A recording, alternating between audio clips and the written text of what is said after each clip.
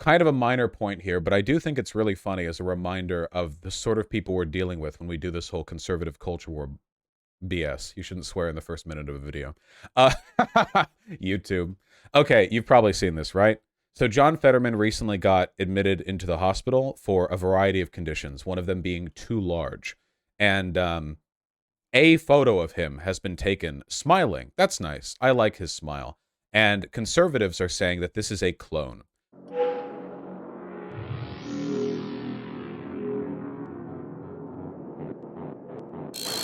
Only half kidding.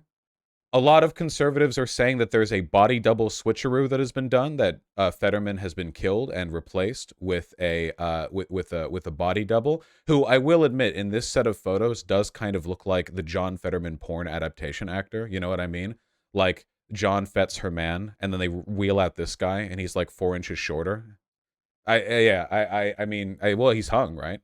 Um, but they say, you know, well, he's swapped out with a body double. And there are people saying it's a clone. Obviously, the ones who are saying that it's a clone are the wackier ones here. See, if they were a clone, their DNA sample would return the same, wouldn't it? But so this is obviously a focal length thing. We all know what focal length is, right? Like our eyeball, we have two eyeballs, which means that when we look at something and focus on it, it means that we get two perspectives that our brain like interpolates into a single image, kind of, and then. But if you have a camera, since it only has one eyeball, the focal length can massively determine how much your face looks goblin-esque. Hold on. Focal length face. This is why your selfies suck, by the way. You ever wonder, hey, why do I look okay in mirrors, but my selfies look like shit? Have you ever wondered that? It's probably focal length, or maybe lighting. It could be a couple of things. There, 16 millimeter, 200 millimeters. How does it work? I don't know. Cameras are actually really complicated. I think it has something to do with light. I'm not entirely sure. Yeah, it is indeed magic. Dude, look at this guy. He's like neck mogging the neck cell over here. That's crazy, man. Look at that. Find the GIF? What GIF? Oh, this one? Wait, I think I've seen this one before. Oh, yeah, man. This one's crazy. Look at this. He looks kind of like Hassan, actually. Anyway, the GIF makes it really clear what's actually happening, where at lower focal lengths, the nose appears larger and the face appears more elongated because there's an exaggerated foreshortening effect. Your eyeballs do not have an exaggerated foreshortening effect when they look at people because the effect of having two eyes that look at something from slightly different angles means that our brains are pretty good at parsing depth out to a reasonable extent.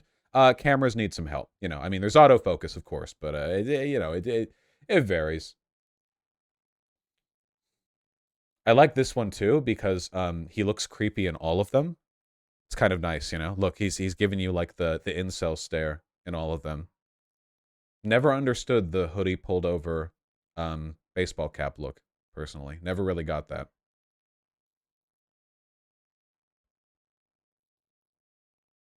The fluoride stare. Exactly. That's true. Oh, yeah. Wait, hold on. Is that Pepsi, Coke thing? Is that focal length? Is that focal length? Hold on. Pepsi, Coke, TikTok. This is the stupidest thing I've ever deliberately sought out. Kake, and Pepsi. So you see, this is the same camera they used to shoot John Fetterman in the new picture. See? So you see the changes to the face?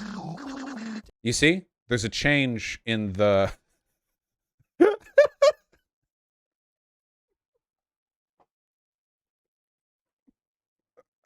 in the face area. You can see slight changes to how a person normally looks from your perspective.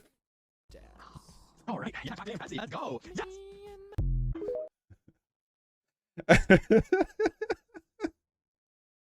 Oh my god. Okay, I'm sorry. Anyway, look. The point is the point is we live in a simulation. Yeah, I don't know.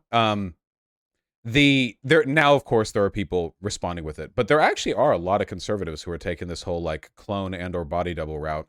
And if nothing else, like jokes aside, let's bring this together and let's reflect on the deeply worrying conspiratorial nature of our opposition in this way. I mean, how can you possibly negotiate with a political party whose constituents are given to this kind of behavior? Vosh, the clone photos from May of 2022. Oh, oh, okay, never mind. So they just okay, so they just found a year-old photo. Never, it just nothing mattered. Like it literally, it does not matter. It not literally nothing. Yeah, okay. So it's just totally nice segment, Vosh. Oh yeah, I know, right? This is what it's like. This is my job. I'm gonna debunk right-wing conspiracies, and then like this is what you get. You know, like um, introducing the new Fetterman. That's true. You know what? This reminds me a little bit of that one. It went viral. That one tweet where they were like, "Here's a photo of I don't know Syria getting bombed, and then here's a photo of Ukraine getting bombed, and it's the same photo on both sides." And they're like, "Huh? See, the war is fake." But then it's like they literally just took the same picture from the Ukraine war, and they put it on the left and the right side. And then they're like, "Ha, see, they're faking it." Like they can do anything, and that went viral. That was like 40K likes or something. What do we do? Like, oh my god! Imagine thinking you can fake an entire war. Well, that's where conservatives are at, man. Like everything conservatives believe are already fake. So there's not really a threshold.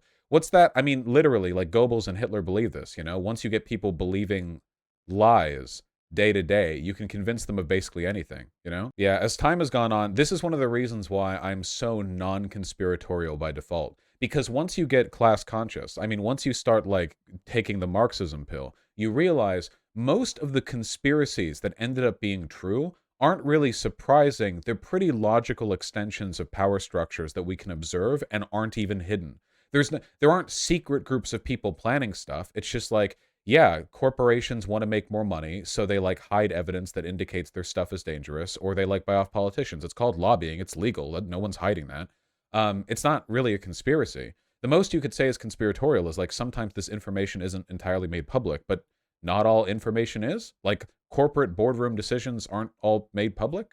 I mean, you could say that's a conspiracy in the sense of it's like people making a plan, but it's not really like grandiose and it's not special. Is there any conspiracy you believe? Honestly, at this point, I don't know.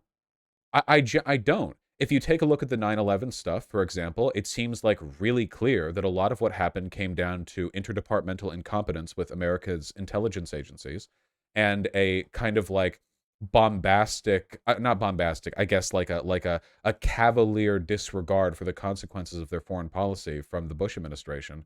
Um, I mean, but like everything else people add on top of it doesn't really add up. How often do governments get to keep secrets like that?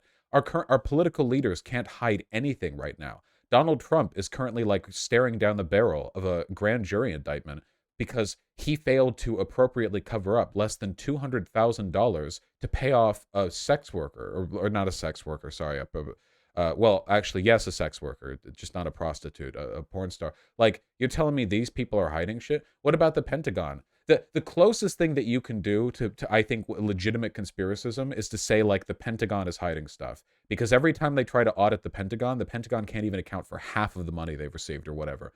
And to that extent, I'd say like, yeah, I mean there are departments that publicly do not have disclosed budgets, like for example our national surveillance and satellite systems, you know, like they yeah, the NRO, it literally like does not have a listed budget. JFK assassination? I don't think so. I don't think it's a conspiracy, like at all, really. I think there were people who probably wanted to kill the president, but there are always people who want to kill the president. Sometimes stuff happens. Sometimes you have to accept that like stuff happens. Um, Same with the Lincoln assassination, man. It's not like there's nothing you can learn from it. But if you take a look and you start pulling at the threads of all of the presumed conspiracies, they kind of fall apart. I think the well, there's your podcast has segments on the JFK assassination and on 9/11 that are really good at like indicating like, yeah, I think these are not like this just happened. Like, you know, you have to, because the more time you spend on fake conspiracies, the less time you spend on real ones. People who lose their mind over the 9/11 shit. Like, what's the accusation? That the government lied in order to get us into war? Really? Oh, that's crazy. Did you know we have on the books evidence to prove that? You don't have to do any digging into 9/11. You can prove that really easily. We have government officials who have explicitly said, "Yeah, I lied when I talked to the UN." Colin Powell. You can just go like read a wiki article. Oh, there's evidence. The Bush administration lied to get us to war. Oh, okay. Well, there we go. Case proven. We don't need to fuss with any of the 9/11 stuff. 9/11 conspiracy theorists are a gift to people in power and a detriment to real systemic analysis because it pulls attention away from real shit going on, you know? Same with the JFK assassination. First of all, the JFK assassination was over half a century ago. I don't even know what we're trying to dig up with that one. But, like, if you want to talk about wacky shit the CIA did, they've declassified it. We know the CIA was involved in a lot of insane shit back then. Like, we know the FBI did COINTELPRO. We know about MKUltra. We know about the shit they did in Latin America. It's been declassified. Why do we need to go digging for more? Like, we have it. It's right there. Make your judgments.